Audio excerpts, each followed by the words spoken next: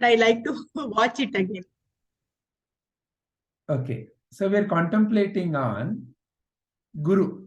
What is Gurutva and what is Sadguru? And ultimately, how Sadguru is in me only? That is a question we are contemplating. So, who is a Guru?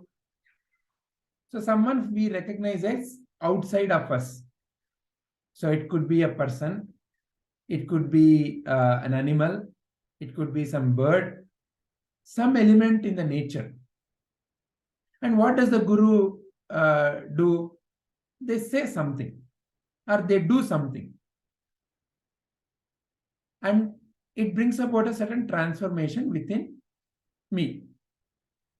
So now let us recognize what is happening there. Let's understand what is happening there.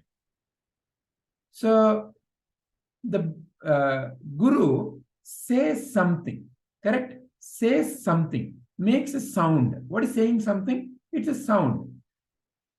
So now that sound comes into you. Now that sound has to be understood within you, isn't it? So who is helping you to understand? How come you understand Guru's words? What is enabling you to understand Guru's words? So what Guru is saying is about you. So therefore, it is just bringing back the recognition, isn't it? It already must be within you. See, if it was a totally new subject, it must have been so difficult to understand, no? But when the Guru is saying something, how come that transformation is happening when you're ready for the transformation? So where is the final recognition, or where is that recognition happening about the truth that the Guru is saying? Is it in the words of the Guru? In a way, yes. In a way, yes. In what way? When that Guru is also established in that, then the words have the potency. True. That is true. There is it is like, when Vivekananda stood up and said, "My dear brothers and sisters," it is said that the whole hall clapped for almost half a minute. You may wonder, what is that? Such simple words. Everybody stands up and says, "My dear brothers and sisters." Then how come only for him there was such an applaud? It is because of the way in which that comes out, or the feeling with which that is said, what is said. Is the feeling truly, "My dear brothers and sisters," that you and I recognize? How does the baby recognize the mother? So it recognizes, it knows. How? That's the mystery. The mystery is there is a certain feeling, the feeling that, oh, this is true, this is it. So that feeling is what resonates within you.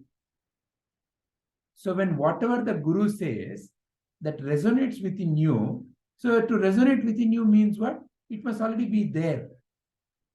Resonance means what? In physics, resonance means you take one tuning fork and you hit, and if the frequency of the tuning fork is matching with the frequency of the other object, they start vibrating at the same frequency. And that is called as the resonant frequency.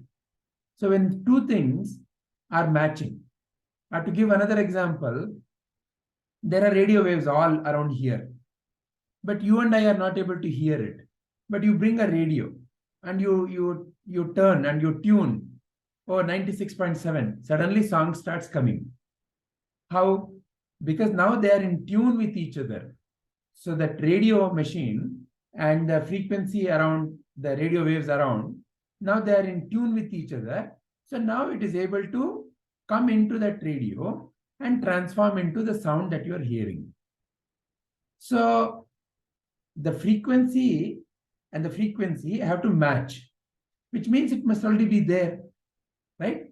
So similarly, when the Guru says something, to recognize, correct, this is the truth.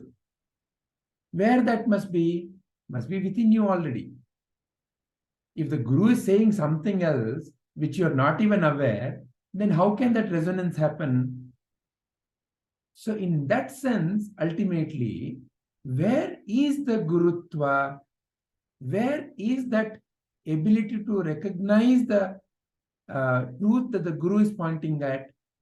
Where is that Guru truly? Must be within you. However, that Guru is masked by whatever the other stories that are in the mind. However, in the presence of the Guru, if that Guru is established in that truth, when the Guru is established in that truth, and when that word is spoken, when those deeds are done, it automatically resonates. It triggers. So that is how transformation happens. In the presence of the sunlight, the tree naturally grows. Sunlight is important. But what is more important? The ability to grow. Sunlight is not giving the ability to grow. In the presence of the sunlight, growth happens. So the ability to grow, the ability to be that flower or that tree, whatever that is, must already be there. It is just that the presence of the sun brought out the right environment. The sun, the light, the water, the earth, the air, together it brought out. In that sense, light is the Guru, the water is the Guru, the air is the Guru, which nourished the seed and brought out the flower within. But where was the flower? The flower was already in the seed. Flower is not something that the sun is giving. It is already there.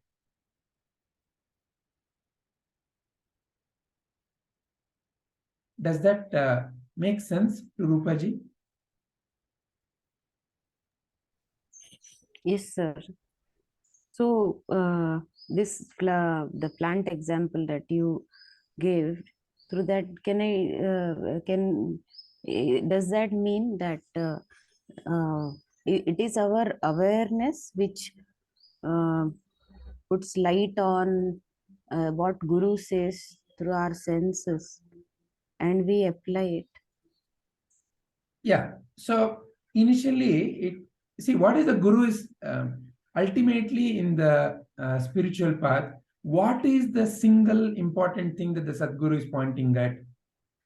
With all his teachings, with all the work that he's doing, what is the single most important thing that he's interested in? He is about you. Sadguru is not at all interested in anything else. Sadguru is interested in you recognizing your true nature. You getting established in that. That's all. It's a single most important objective, so to say. So, therefore, you are already that. It is not that the Sadguru has to do something to make you that. You are already that. Tattvam asi. Sadguru has recognized. But he has to help you to recognize now.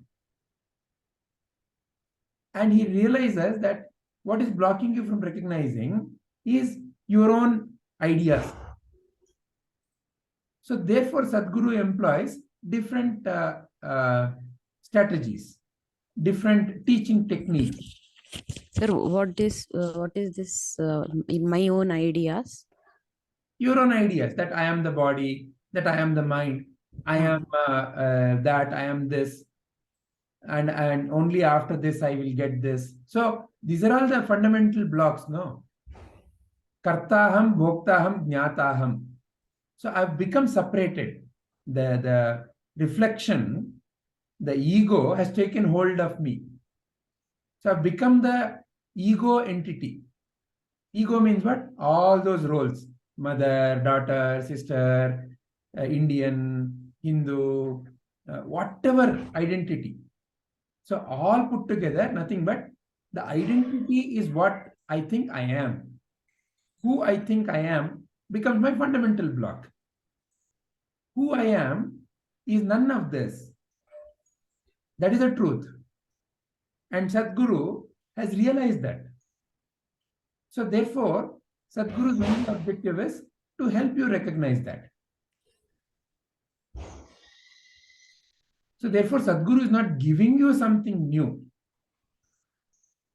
However, when Sadhguru says, it resonates deeply within you. Because Sadhguru is not a ego entity speaking. He's not someone who thinks he's very intelligent, or someone who thinks, I know all the scriptures. So he's not there is no thinker anymore. Ishvara Guru Atmeti.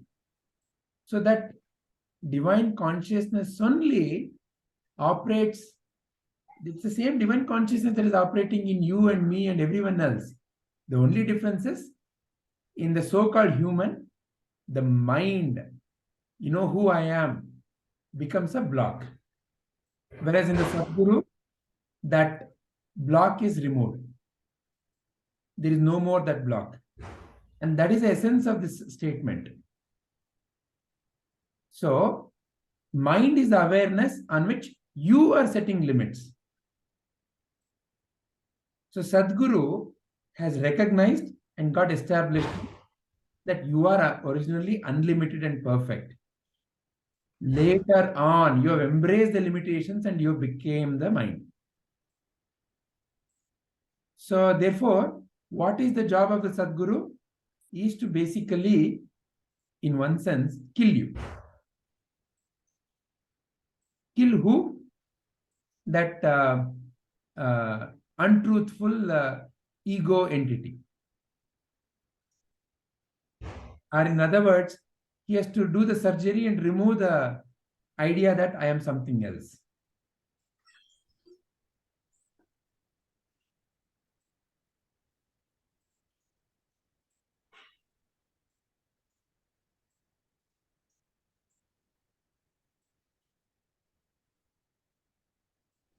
Clear, Rupaji? Yes, sir.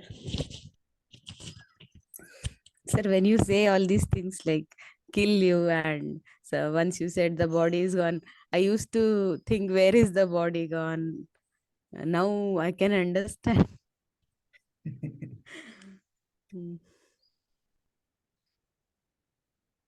Wonderful. Sir, yeah. One more question.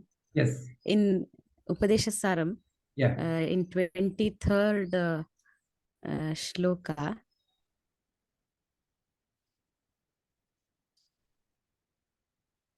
This one? yes. Yeah.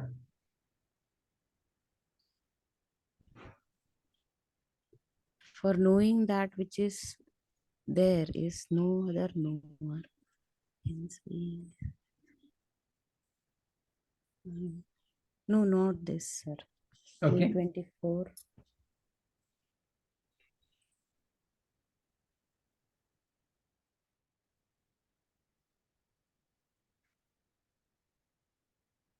In the nature of their being, creature and creator are in substance one. I understood this, sir. Then they differ only in adjuncts and awareness. So is the awareness in the creator and the creature different? No. So what it means is, again, this particular sentence is very important. So what is the difference between Sadguru and disciple? Sadguru is recognized and is no more a person. There is no more that individuality. I am an individual. That falsehood has completely got dissolved. There is no falsehood. There is no false I. Whereas in a disciple, that false I still functions. I am that, I am this, I am suffering, I am gaining, I am losing. So therefore, when Ramana Maharshi says here, between the creation, in the nature of being, the creator and the creation are in substance one. Means what? Let's take an example. When you see different ornaments made out of gold, is it ever possible that you can remove gold from that ornament and say, look, this is the ornament, look, this is the gold?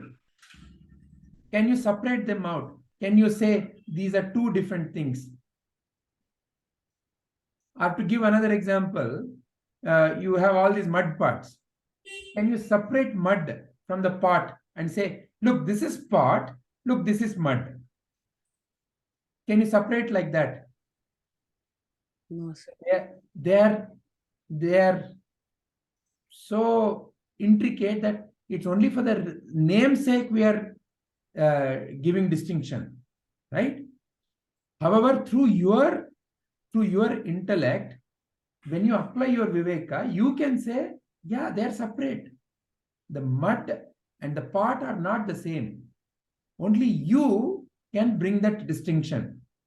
But you cannot separate and show them separately. But you can separate it out in your mind, through your intellect, through the right viveka. What is separation? One is an appearance of the other. Pot is an appearance of the mud. Ornament is an appearance of the gold. Ocean is an appearance of the water.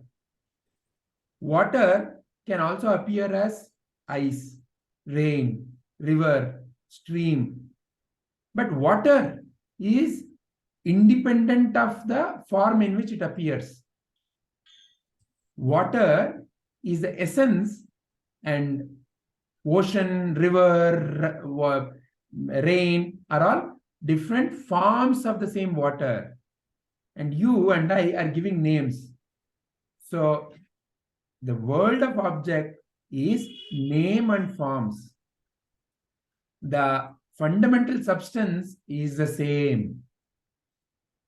It is appearing in different names and forms. Gold is same. It appears as the necklace or the nose ring or the whatever else. Yeah, the ornaments that are made out of gold.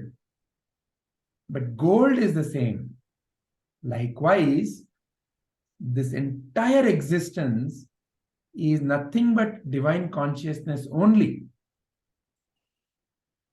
including your body and mind, everything else. There is no your body and mind. There is no such your body. The very idea that I am a body is the falsehood which Sadguru has recognized and completely dropped. So in that sense, Sadguru is no more a person. So it appears like a person. But what is functioning through that person? It is the same awareness that is functioning in that sun. It is the same awareness that is functioning in the water. It is the same awareness that is functioning in the dog. It is the same awareness that is functioning in any other person that you recognize in the world. And that awareness is not separate, is not this person's awareness or that person's awareness. Sun, when it is shining, you look at the reflection in the pot and you say, oh, in the pot there is one sun, in another pot another sun. It is an illusion, isn't it? Because there is only one sun. It appears as different because when you look at the reflection. But is the reflection reality? No. Reflection is just a reflection. It is unreal. It is as exactly like that is what is happening in this worldly phenomena. And Sadguru has recognized that and has become free from the illusion of the reflection. So Therefore, who is Sadguru? Sadguru is that divine consciousness only. And you are that. The only difference is in who I call as me, I still have a independent, I give myself an independent reality. I am separate from God. I'm separate from the divine consciousness. I am somebody else. I have to one day go and merge with that. I will one day become that. So, from where that is coming? From the Mind. mistake in the recognition, from the wrong thought process. That which is already perfect and complete, when it is shining in the mind, through the ideas in the mind, it is saying, oh, I am not mud, I am the pot. I am not gold, I am the ornament. I am not water, I am a river or stream or rain or whatever. So it has become limited. So therefore, they differ only in adjuncts. Means water, when it is in a small glass, it is a very small glass. You may call it as drinking water. You given a different adjective. Water, you given an adjective called drinking water. And the same water, when it is in that your toilet room, you call it as, oh, it is a toilet water. And when the same water, it is running through gutter, you call it as gutter water. See, you're adding all these terms prior to water, right? And the terms you're adding, which you call as an adjective, to kind of describe that. Is it reality? Is it the truth? Is water ever gutter water? Is water ever toilet water? Is water ever drinking water? Is water ever pure water? All these are the adjectives you are adding for your own functioning in the world, for your own entertainment. There is no reality for that adjective you're adding. There is no reality to the adjectives. The only substance that is there is water. But you are giving different names to different forms that are appearing. And are the names and forms reality? Are they permanent? No, they're never permanent. They appear, they constantly appear and disappear. They're always transforming. They're changing. Is the ornament ever the reality? No.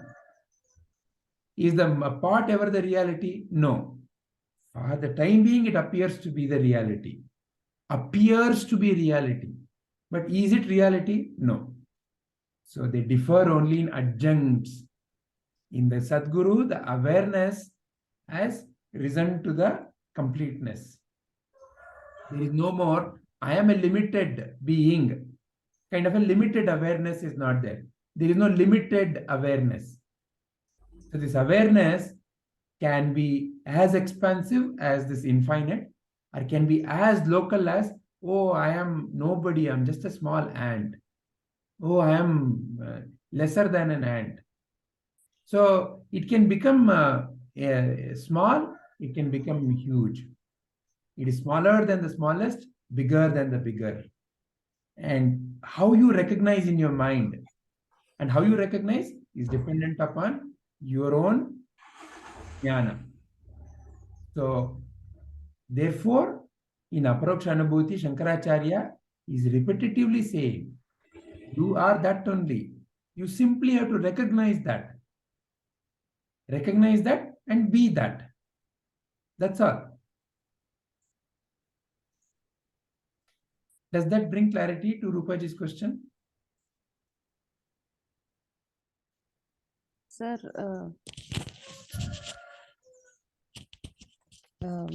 this awareness, is it not Atma? Yes. Because I'm asking Atman this only. because I'm asking this because I had thought that awareness or Atman is one and the same in everyone. Correct. Like in second talk of Aparoksha Anubhuti, Yeah. characteristics of Atma is being told. Yeah. So I thought there won't be any difference in awareness in Okay, so everyone. let's be clear here. Here the word awareness is being used in the context of, are you aware of the object I'm showing? Or to use it in the sense of, are you aware of quantum physics? So the word awareness is also used to indicate the kind of the breadth and the depth of is something that you know. So for example, if there is light, okay, shine your light on the corner, then it's only the corner that lights up. But let's say you have a big floodlight, shine the light, then the entire room lights up. Then you are seeing more, right? So it is being used in that sense. So awareness is also nothing but the noun. As a noun, it is Atman. Yeah, it is divine consciousness, pure consciousness. All these are equivalent words. Paramatma are all equivalent. Shiva are all equivalent. But here it is being used in the context of adjunct.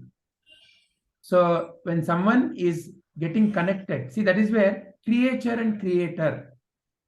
When I start operating life as I am a creature, I'm a small being, then what am I limiting my awareness to? I'm limiting my awareness to that small thing only. So I've become the mind. I've become the mind. I've become the mind, a limited mind. Whereas mind is nothing but awareness only. But in that mind, I have put an artificial boundary. I have put an artificial boundary. How? Based on the concept I have. There's a concept. That is why in Brahmagnanavali, Shankaracharya starts as Asanga Aham, Asangoham, Asangoham, Asangoham. I have no boundary, I have no boundary, I have no boundary. Sangha means a boundary. Sangha means there is a boundary. I am a man, I'm a woman, I'm an Indian, I'm a Pakistani, I'm a Muslim, I'm good, I am bad, I am illogical, I'm stupid. Whatever description. I'm very nice, I'm very kind, I'm very harsh, I'm very angry. Whatever. Everything is a boundary. All these are your boundaries. So I've become bounded in that description of that very word. That very word has become my boundary. So therefore, Shankaracharya says, Asangoham, Asangoham, Asangoham. I am beyond boundary, I'm beyond boundary, I'm beyond boundary. Which Ramana is saying, mind is nothing but awareness only. But you, the ego, when you operate as ego, you are putting a false boundary. False means what? In actual reality, in reality, there is no boundary. Where is the wife? Tell me, where is the wife?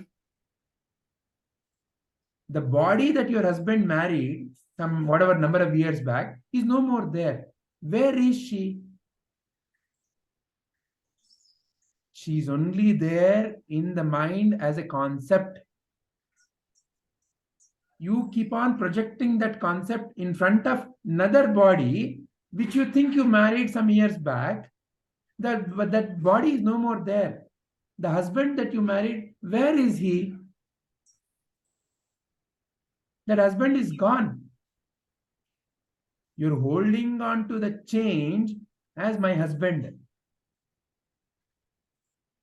So the concept is what you're holding on to. Who is truly there? It is divine consciousness only. It is illuminating that body and mind as much as it is illuminating your own body and mind.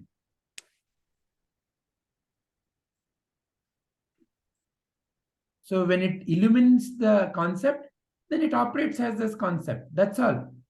So whatever concept through which you illumine, think of it like, you all have played this game. You take a paper and you make a hole, and in the night you shine a light, and on the wall you see the light emerging as through that hole. You make a bigger hole, bigger light emerges. You remove the paper, then completely it is on the wall. There is no more darkness. So in that sense, it is the keyhole through which you look at life. You have the ability to look at only a small keyhole or to drop the keyhole itself. Sadguru has dropped the keyhole. The disciple is holding on to the keyhole.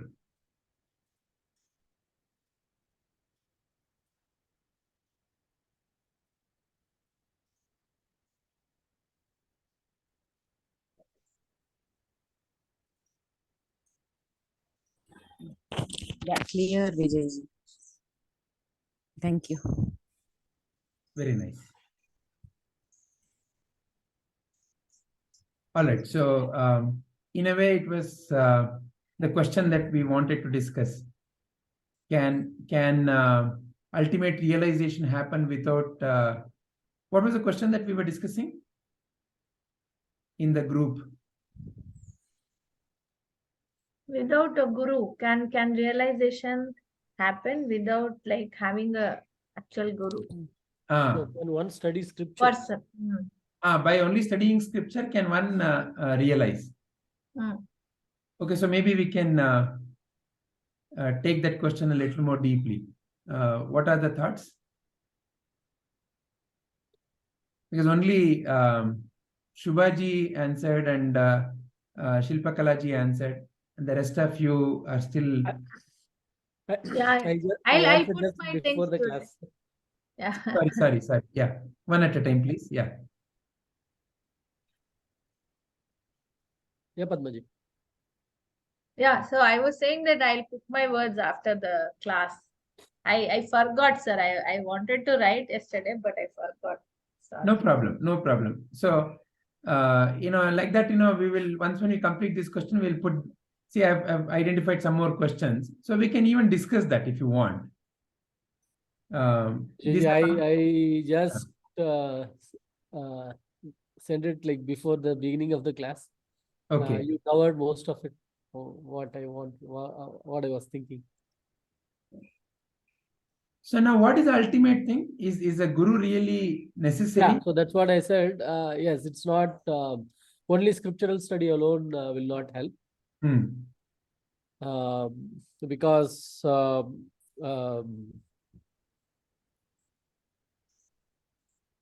one is obviously one will have a lot of questions as you start reading, and you will need someone to explain, right, to answer. Otherwise, like the clarity is not going to come, right? And then who is getting into the scriptures? Okay, someone who is in a state of confusion, who is suffering, is getting into it. And then the scripture says, Ishvara Guru Atmete, I only will appear as Guru. Right? So which means like you will need that Guru to understand what you are trying to figure out. Then you may say that, oh, Ishvara himself is appearing as Guru, then should be someone very special. How do I know? Then again, the script, even if someone does a self-study, the scripture again keeps giving the answer. It says like that Sadguru will be Shrotriya and Brahmanishta, right? Who has studied, who is a scholar in the scriptures and who is living as given by the scriptures. Right? And so that is the way you will identify that, yes, yes, there is this there is he is the Sadguru, right? In the again, as you said, I'm talking about the form, right? For the beginner, for the seeker who is only identifying with the forms. Okay, Ishvara is not. You will not be able to see the Ishvara because it's formless. So when you can identify only forms, then the Ishvara appears in a form only. Then okay, so here is the Sadguru. Then will I get it, right? So the thing is, when you are trying to erase that ignorance, the ignorance is due to ego, and the ego, only when the ego surrenders, you will know that. And the way you surrender, the ego surrender has to happen is to a living being. That is the test for the ego, and so the ego has surrenders to this Sadguru, right? Then and ego doesn't surrender that easily. Ego doesn't like to be gone. It stands up all the time, right? And But why cannot the ego surrender to? I am reading this scripture written by Adi Shankaracharya. I'm surrendering to the wisdom and the knowledge that Adi Shankaracharya is giving. But the test of ego is to surrender to a living being. Okay, because that is where the ultimate test is. The surrender. My scripture is my living God. Because the words there are truth. I see my scripture as my living God. I'm surrendering to my scripture. The again the words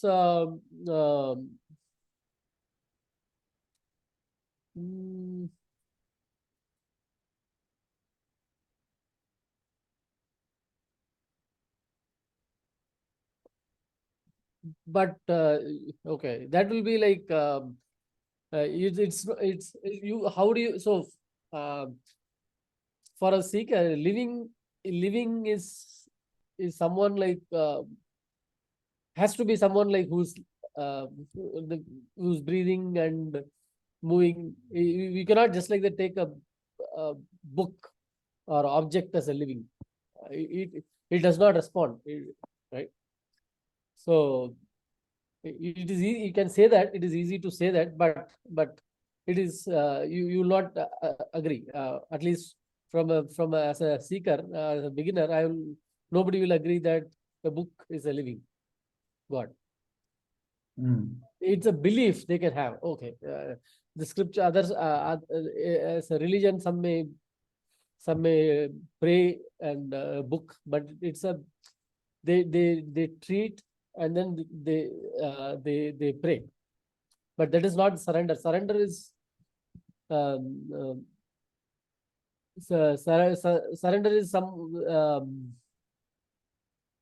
because has to be you may be aware, again, it is not to put any practice up or down, simply to reflect on a particular practice so that we can be clear of what we are discussing. Among the Sikhs, Guru Granth Sahib is given the highest position. If you go to any Gurudwara, who is at the pedestal there? It is a Guru Granth Sahib. So every day in the night, when the Guru Granth Sahib, time is up, they take Guru Granth Sahib in a procession. They take it into a in Bangalore, right?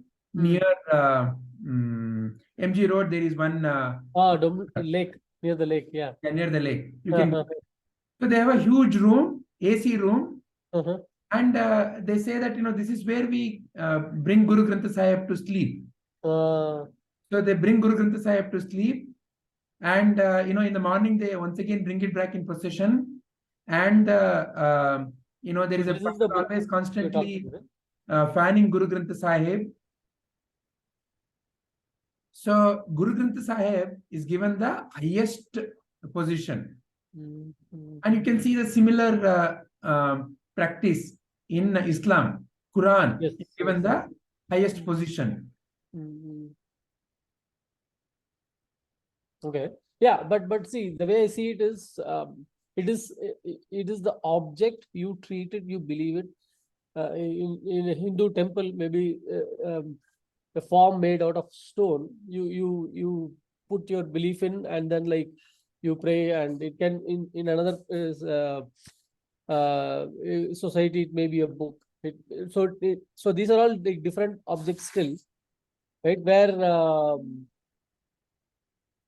you are like I would still say it's a you put a belief and then like you go, right? Here for ego, the real test of ego, at least I feel I have understood, is like in the presence of a living being. Okay, a real surrender, like in the case of Arjuna, what happened? Right? He surrendered to Krishna as it's a real being there, living being there. I don't know if at that time maybe like he realized that like Krishna. So he realized that Krishna is the Ishvara only, and at that time, and he surrendered. Okay, so only when that surrender happens, actually the learning starts. Otherwise, because the ego is the screen which actually does the separation. If you don't drop the screen, the separation is always there. I am still there. I is still there. Now, you may recall the story of Buddha. So that night he went and sat under sat under the Bodhi tree and said, unless I fully realize, I will not move from here. So, in one sense, you can say that is the state of the surrender. But to who was he surrendering there? Or to what was he surrendering?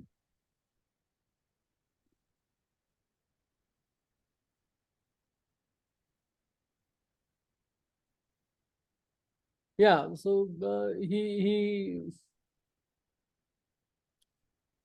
was surrendering to that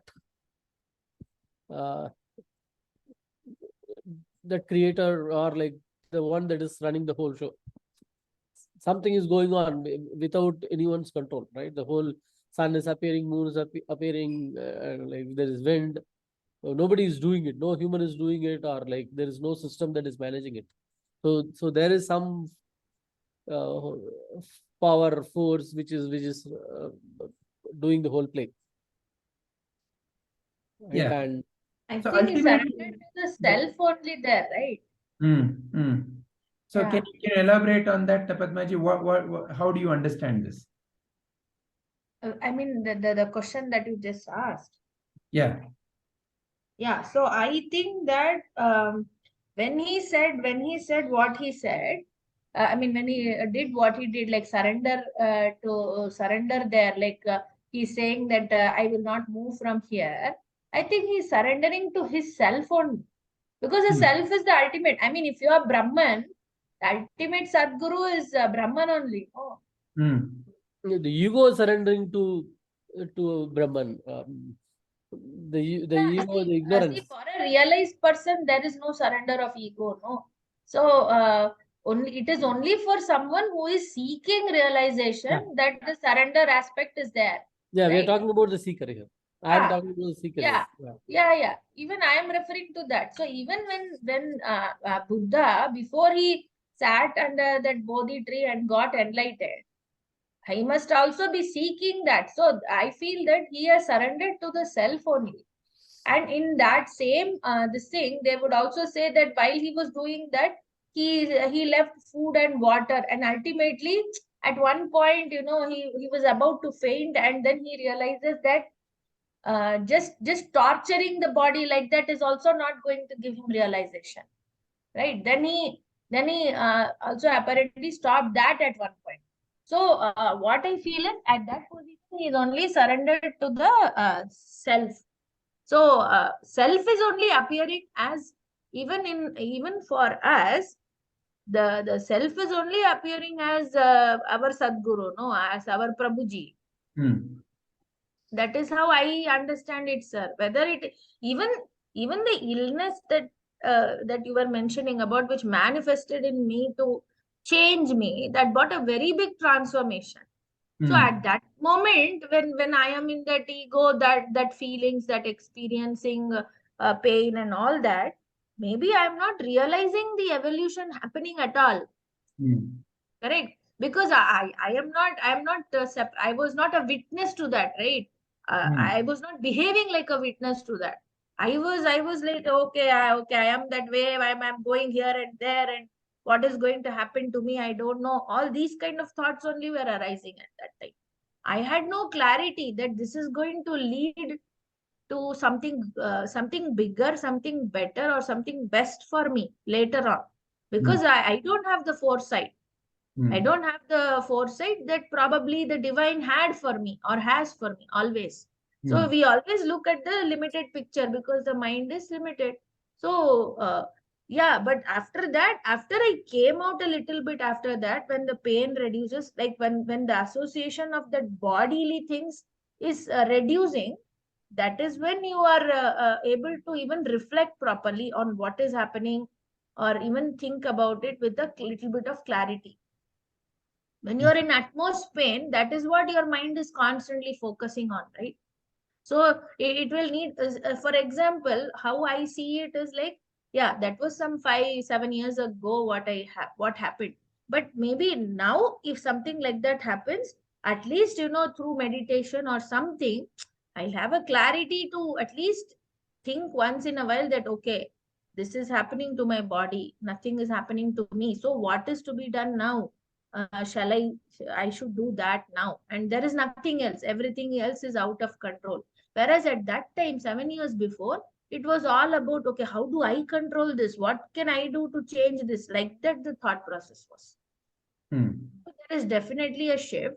So that is what I'm saying. So after all that ended, I started seeking, okay, what is this beyond this? How did I come out of this? Why did that statement come in me, that who is he to say that I cannot live beyond this many years?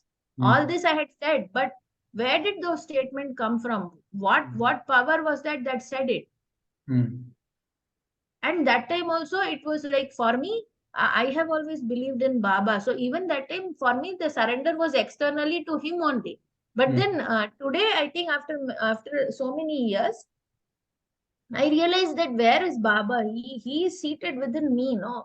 Hmm. I can see his form in many places, in temples. If I want to really go and see him, look at him as a form. Hmm. But when he is within me, he is wherever I go. Hmm. Wherever I go, it's him. Wherever I go, I can experience. I just have to close my eyes and I experience him. Like that it is. So I feel that the surrender is always to the self only, and the highest self, the Sadguru is Brahman only. So when Buddha said that I'm not going to move from here, the surrender was to the self only. So probably that's why, I mean, the meditation, I mean, he sat with his eyes closed, so he's gone inward only, no, Hmm.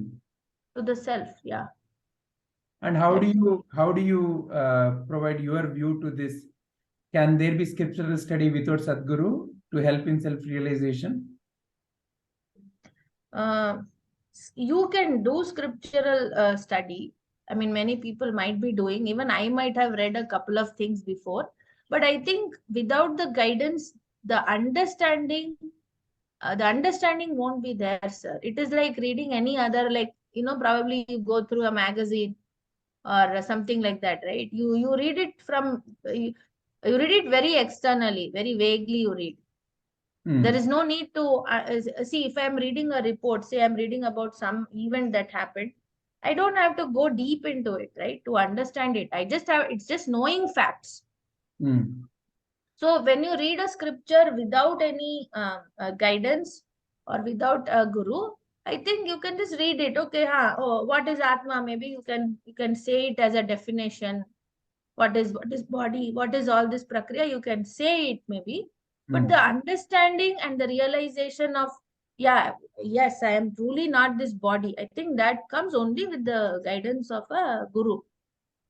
Without the guru, it cannot happen, I feel, because um, uh, Yeah. So like even if I take that, I have been reading Sai Satcharita for around, I think now nearly 10 years, but I can see a difference of how I used to read it 10 years before and now. By that, what I mean is, um, 10 years before, Sai Satcharita is a very simple English. There are not even some complicated, words or anything like that. It is just like how we speak in regular English. So even that, some chapters, you will not be able to go forward after 4 5 lines, or even if you have finished one whole chapter, if you try to recollect it, there will be no recollection. I will not be able to think like, okay, what did I read in this chapter? Like that, if you think, I couldn't. But I used to like always ask, I would ask Baba, like, your thing is so simple, but why am I not able to understand it? What is missing here? I would like, some days I would like really think, because I used to compare, okay, the English knowledge that I have is good, no? Then why I'm not understanding this simple thing? What is he trying to tell through this simple thing that must be so profound that it is beyond that basic English, right? Basic text that is written, it is something beyond that. So that time, I couldn't even remember. Like I used to remember my mom also used to read, and some events in life she would connect it to that, and she will say, "See, this is like what Baba wrote in that chapter, no, Satcharita," and I will be clueless because I can't remember even those simple things. So I used to wonder from that time. But now when I read, even a small thing, it appears so big, and there is so much profoundness in that. So I feel that without the grace, it wouldn't have come. It can't come without the grace. Because what can you do? The instrument that you have is only that mind, no, to understand. So when it is not understanding, how do you understand?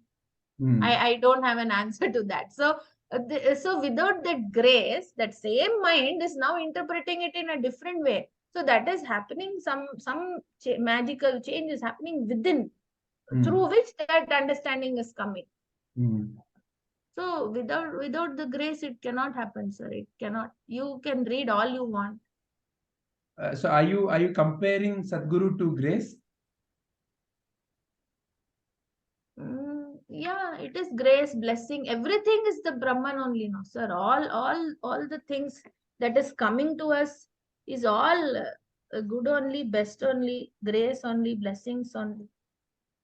That is how I see, sir. There is no difference in that, right? If you think of God, if you want to put it in terms of adjectives, all these words only will come, right? Blessings, compassion, forgiveness, right? And the motherly feeling, all this, mamta, all these things only come to your mind. The most compassionate, the most, because we don't know what has transpired through many lifetimes. In spite of this, only a mother can, take you under her wings and still love you the way that she loved you before. Even all this started at the beginning. So that only that kind of compassion can only come from someone who is only love, right? Nothing else is there. No other emotion is present there. And these are all the various expressions of that same love, the compassion, the forgiveness, everything. So I feel that, yeah, all these higher adjectives, so to speak, is all encompassed within that one self, the Brahman only. Wonderful. What about Deepaji? What is Deepaji's view on this question? Scriptural study without Sadguru, I think it's difficult, sir. I mean, to understand everything. And even if we read it without the Guru, then will not agree with what is mentioned in scriptures. Then self-realization will be far beyond. Hmm. Excellent. So it's difficult, sir. It is like scripture is talking about fire. How much ever you read about fire, unless Yeah. you are in front of the fire, you will not know what fire is. Yes, sir. So, however, scripture is also equally important. Yes, sir. Scripture is pointing. When is it going to help you? When you have that right faith. So there is nothing wrong in giving the utmost importance to scripture and treating scripture as a living God. It is definitely a approach that helps when you just don't keep it as a book. When you don't just treat it like an idol in your God's room. Yeah. When you truly reflect on the idol, when you truly reflect on the scripture, and like how Padmaji said, I truly wanted to understand. I truly had that feeling. I wanted to understand how come the simple English is not making sense. That is a state of a true seeking, where I need to realize this. When that universe responds to your deepest prayers, your deepest feelings. So what you truly feel, what you truly want, is how universe starts responding to. Is how life manifests as. And when like the wonderful story, when the baby is crying, maybe the mother first gives some chocolate or some toy or something else to play with. And even when that any object given is not pacifying the child, because the child is crying, I want mother only, then only mother leaves her job and comes and picks up the child. So like that, in the journey, different toys are given: money, power, position, recognition, all these, worldly objects. Yeah. And when none of them suffice, when the yearning is, no, I want the source only. I want that completeness only. And when it is deep and true, then Ishvara Guru Atmeti. Yeah. Then only Krishna's army. Till then, Guru is there in the life. But till then, Guru is there in the life as money, power, position, situations of life. Guru has never left, because there is no other place. You're always in the Guru only. Guru is you only. I have a doubt. Yes. Suppose if a person doesn't study scripture, Yeah. but he's learning through life's experience. Yeah. And following whatever the life teaches him. Yeah. Then will that person be able to realize? I mean, realize himself. I mean, the self. Let's understand what is a scripture. Scripture is the profound and the deepest realization of rishis and munis. So ultimately, yes, Padmaji. Yeah, sir, I wanted to add to that question. So when she asked that, I actually have a question also. Like, isn't Nisargadatta Maharaj like what Deepaji mentioned? Yeah, so let's understand this. That's what I'm coming to. Yeah. So when you say scripture, okay, let's take a scripture. Where you take any Upanishad, or you take Bhagavad Gita, whichever you're familiar with. Let's take Upadesha Saram, is also in one sense is a scripture when you read it. Now, who has said it? Ramana Maharshi. Out of what has he said it? Out of his deepest realization. His deepest realization was recorded and is presented as a scripture. When the realization is of the truth, it resonates automatically.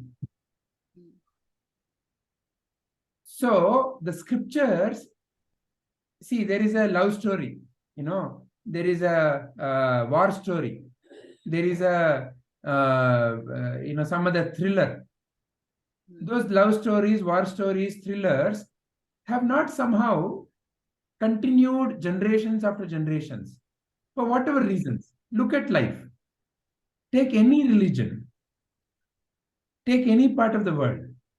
Something that contains truth somehow has survived and become a source of inspiration, a source of encouragement, a source of guiding light wherever you go. India, outside, anywhere. So what gives the power to that set of words written in a book? Because it is not a mere intellectual process. A story, thriller is somebody thinking about, I want to entertain somebody. Whereas scriptures are not entertainment at all. Scriptures are statements of truth. Fire burns. And when you say that in a English statement, it is not that the English statement makes the fire burn. The reality is reflected through the word. So therefore, what is a scripture? Scripture is the deepest and the most profound realization of who used to be a person who somehow, through the grace of the universe, opened up to the universal truth.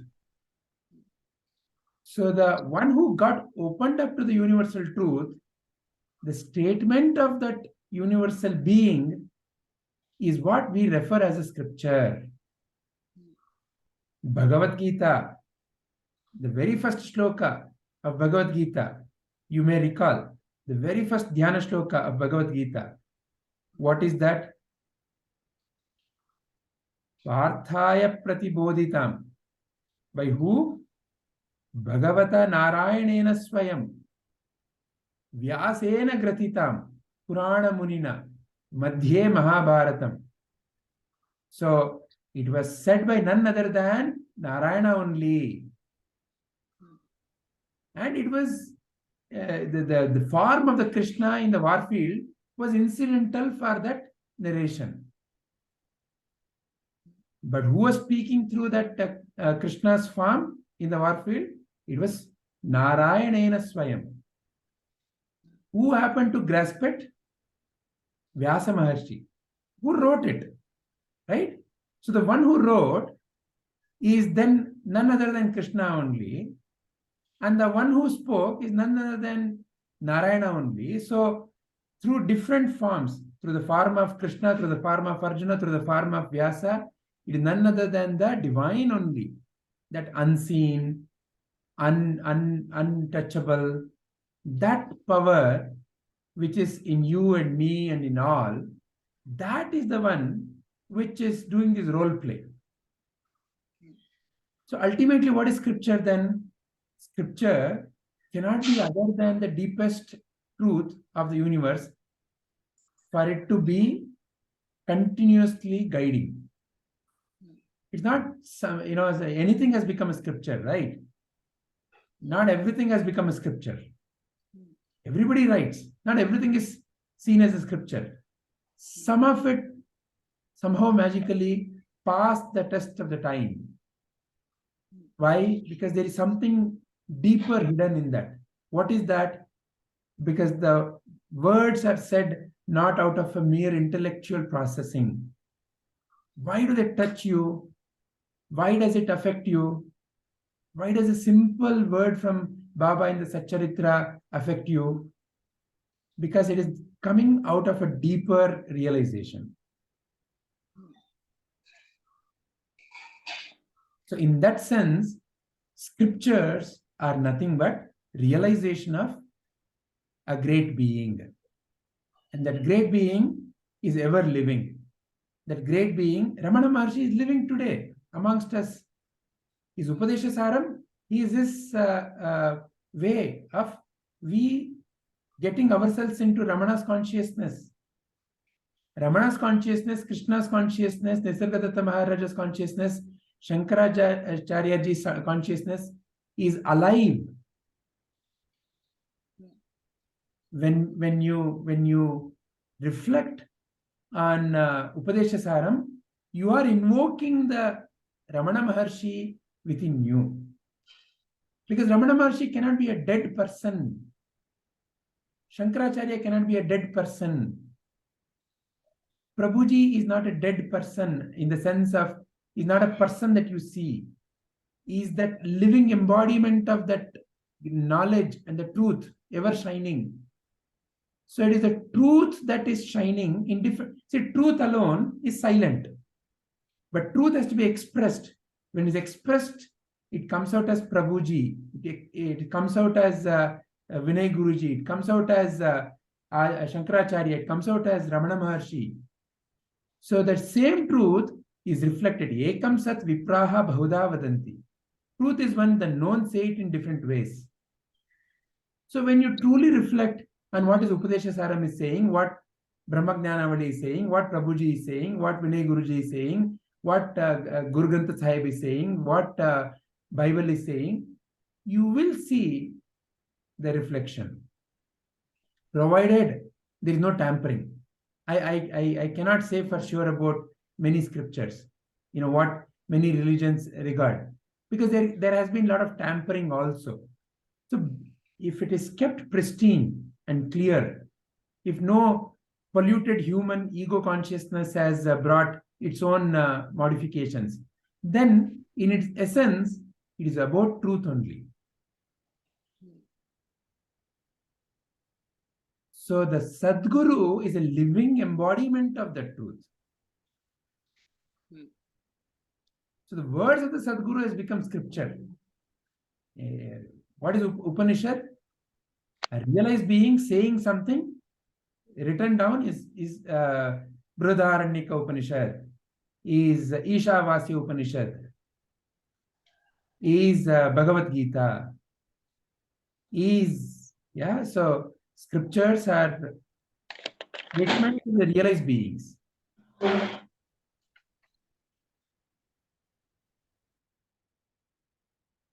Does that bring clarity to Deepaji's question?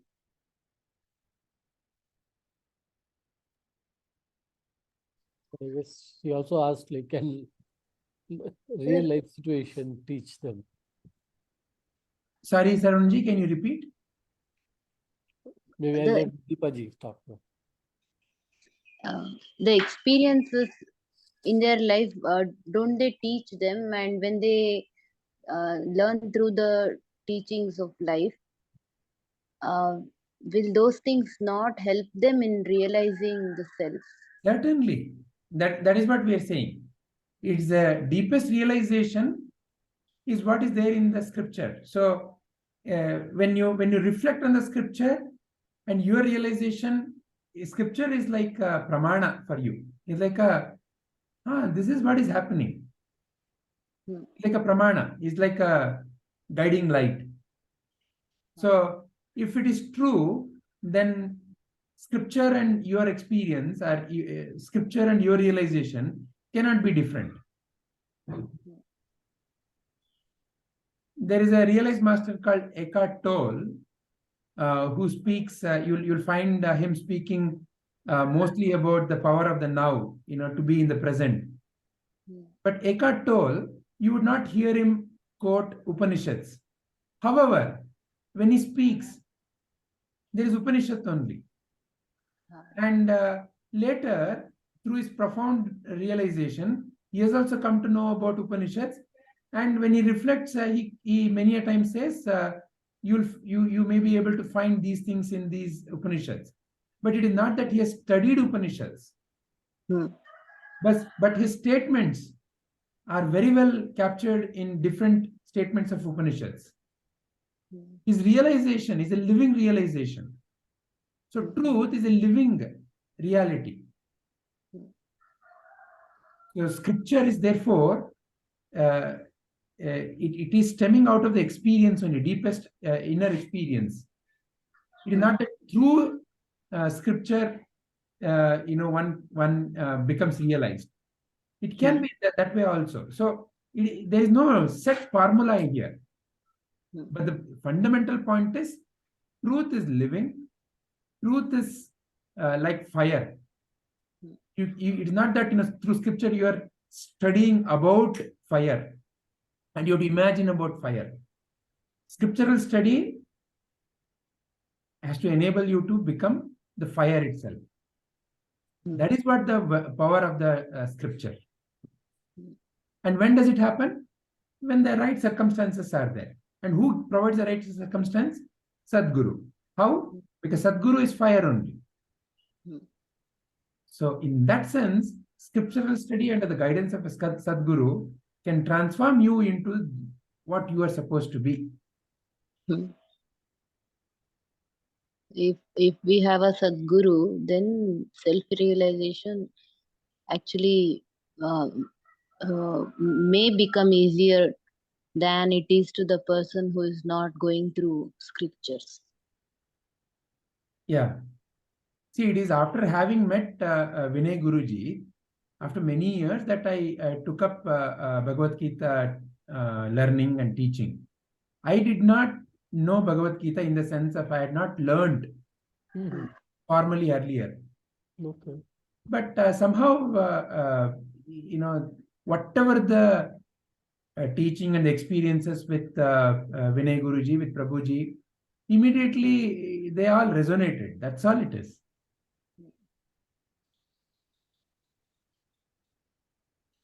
Okay.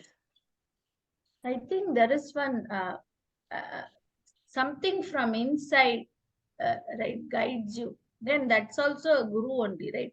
I mean, from within, like you said, it resonates with us.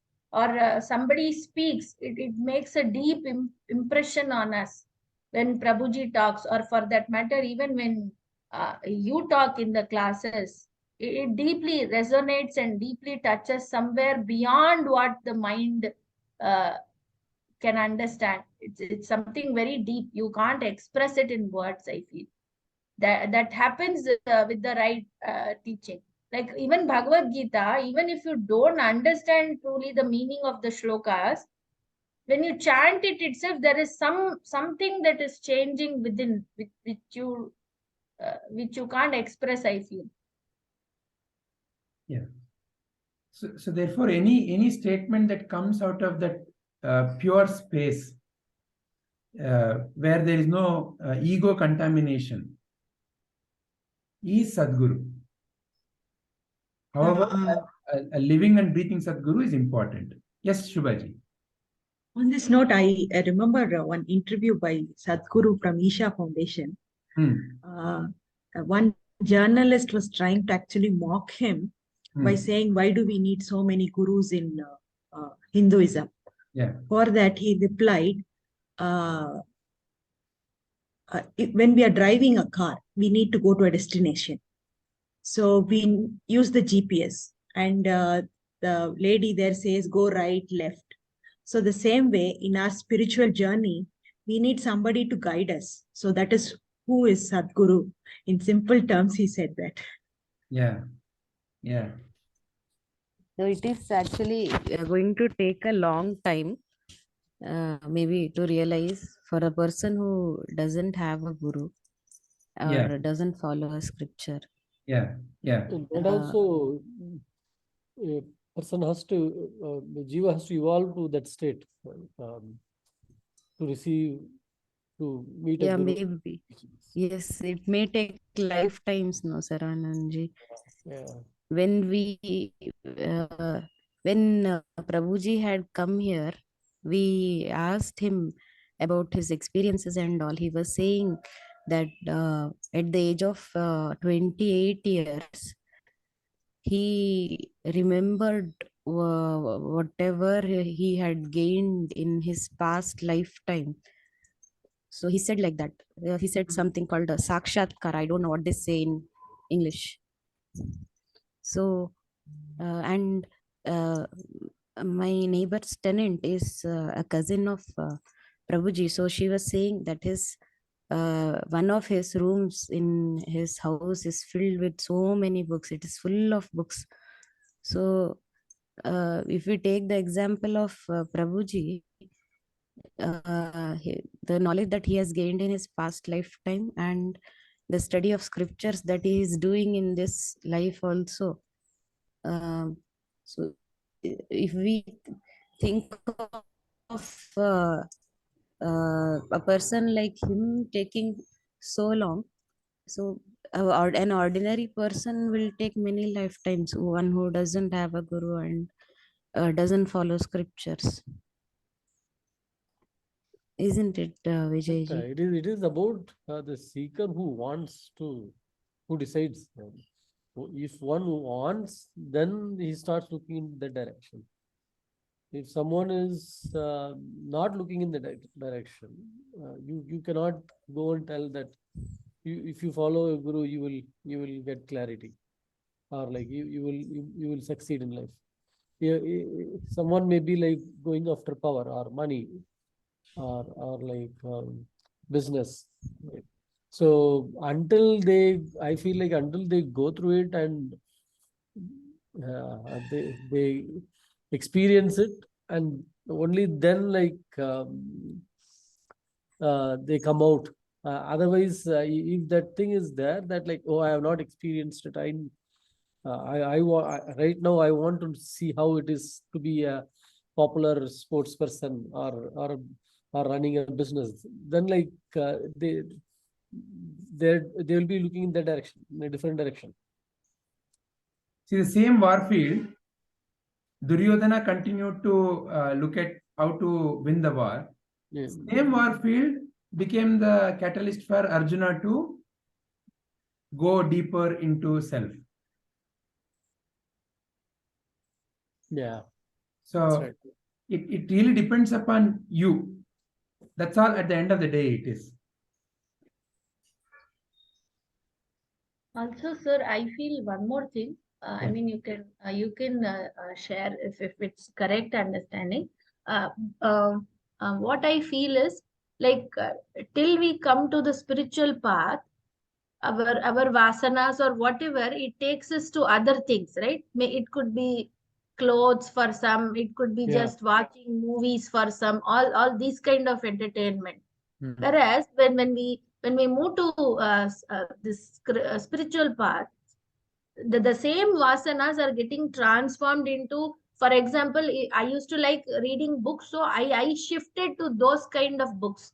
Now I don't even look at those kind of books that I used to read before. And by accident also, if those books come in front of me, I mock myself, like, what is it that you were reading in this? Something like that I say to myself, like, what was so good about this that you were reading?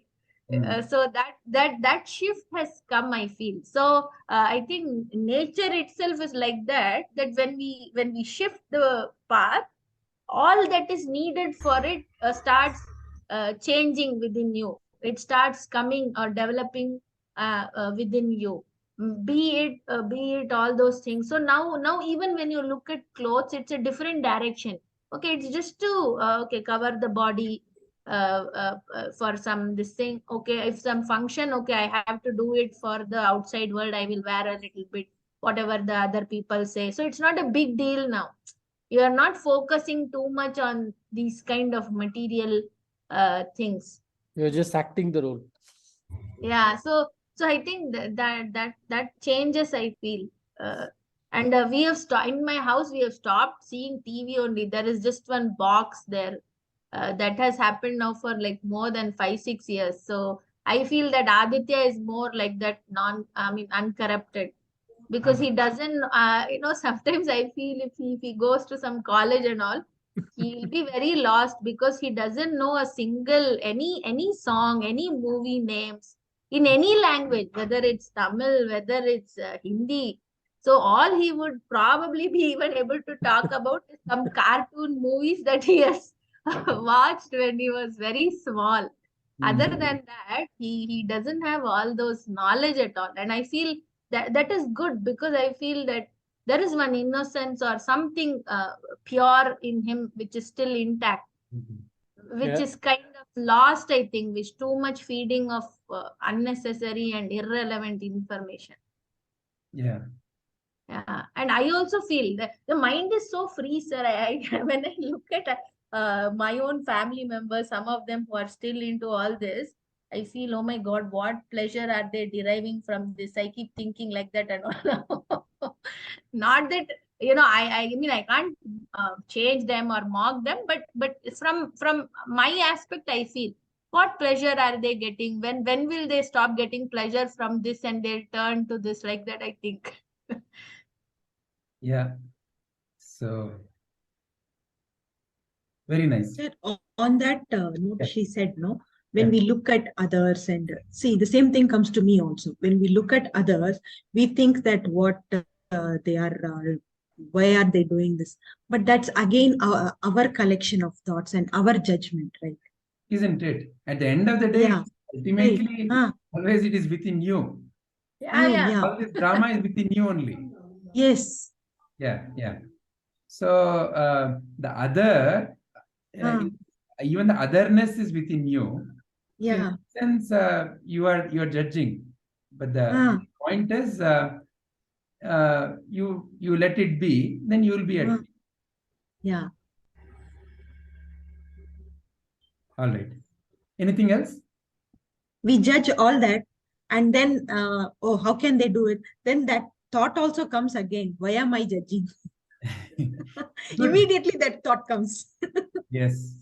So it's a fight inside. Yeah. But this study of these scriptures here definitely brings that other thought, who am I to judge? It is their life. And again, what I am thinking is also my collection of thoughts. It is not their Yeah. Yeah. doing. Because it is our vasanas that play out.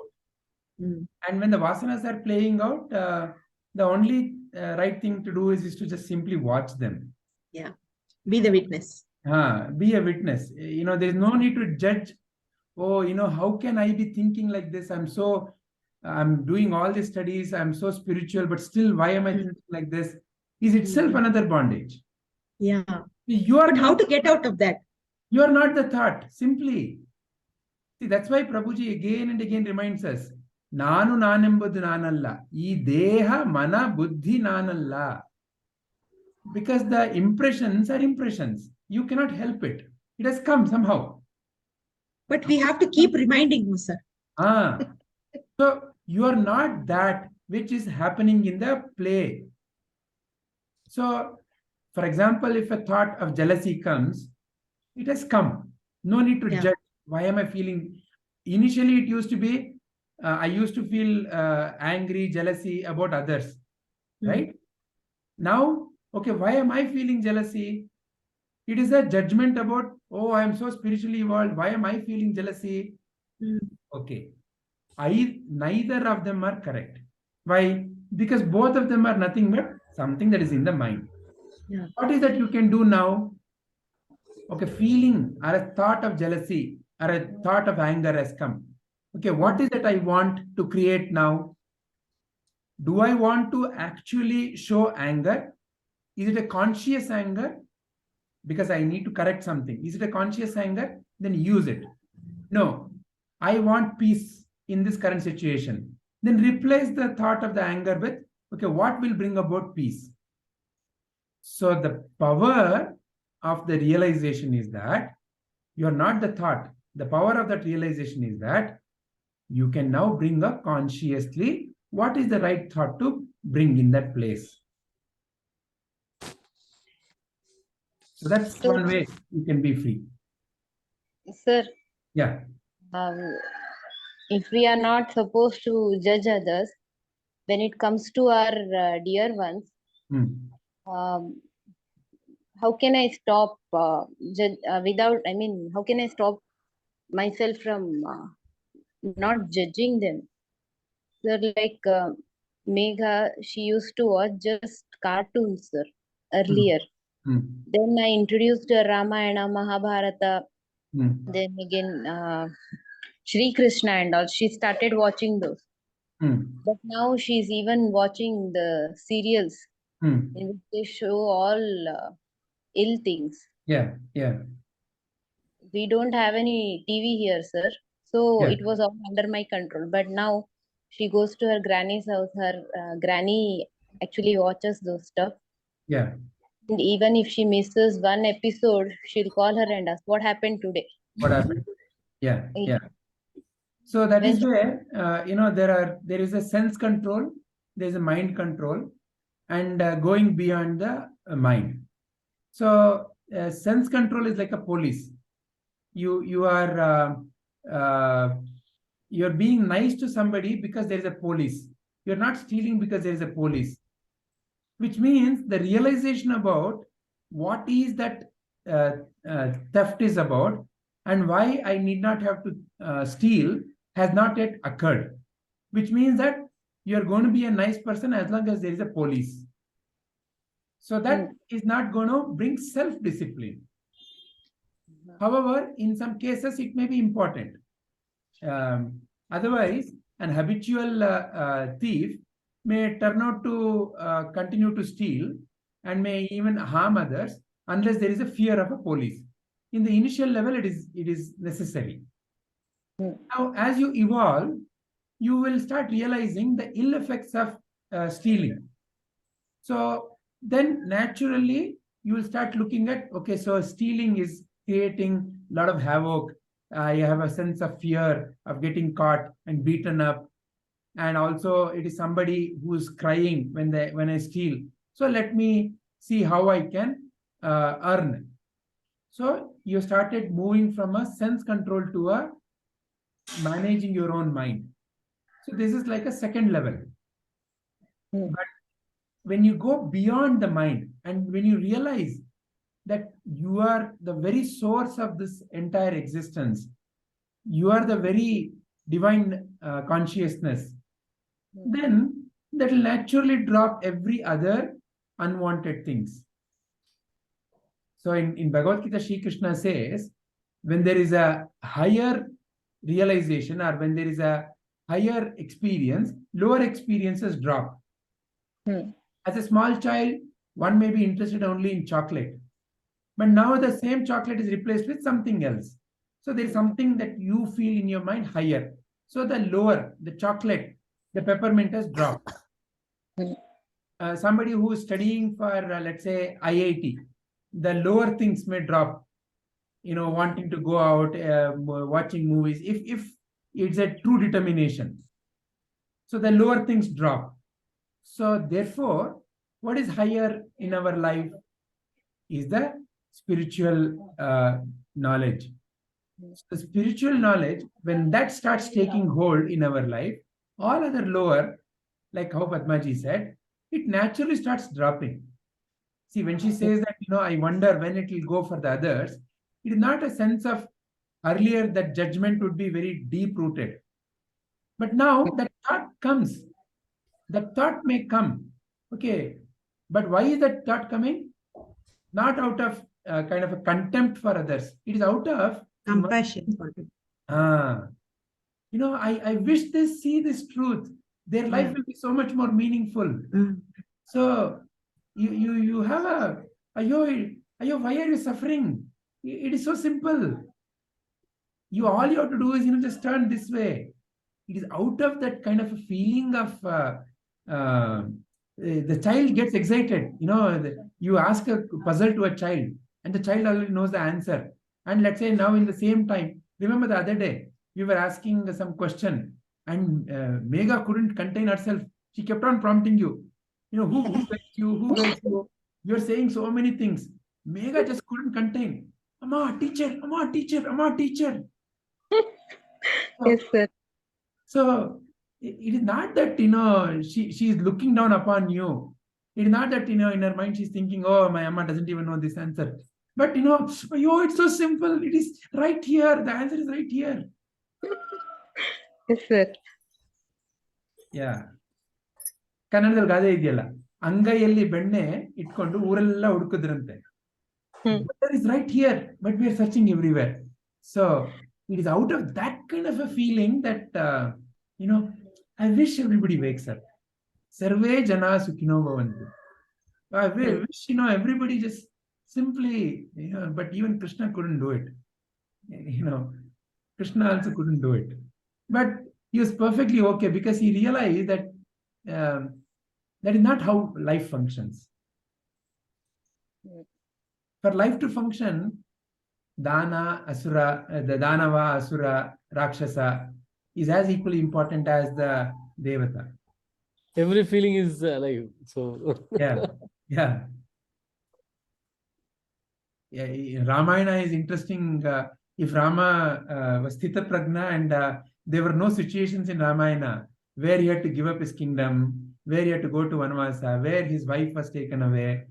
If none of those situations were there, if those masalas were not there, if Ravana was not there, where is Ramayana?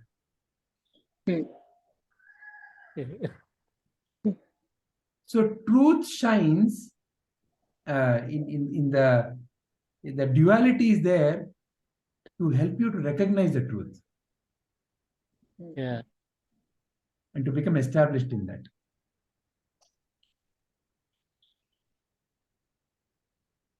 All right. So in a way, we have completed this question.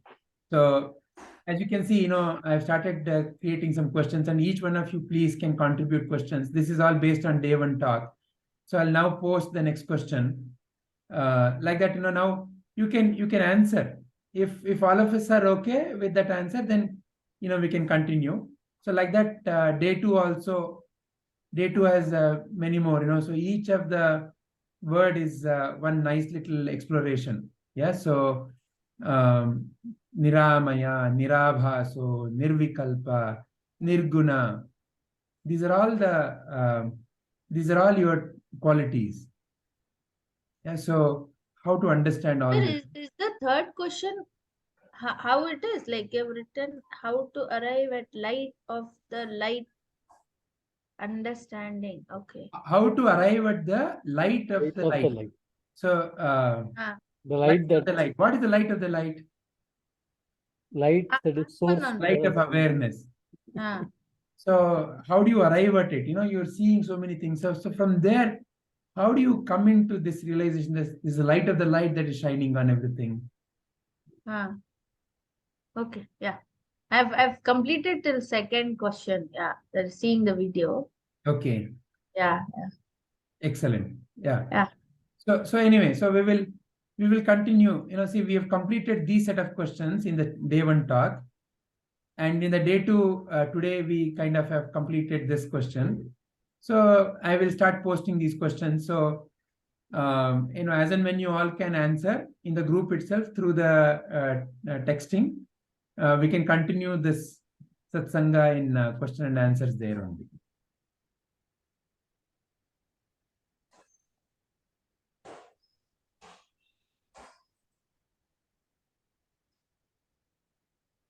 Padmaji, no? Saravananji. Om Asato Ma Sadgamaya Tamaso Ma Jyotirgamaya Mrityurma Amritam Gamaya. Om Shanti Shanti Shanti.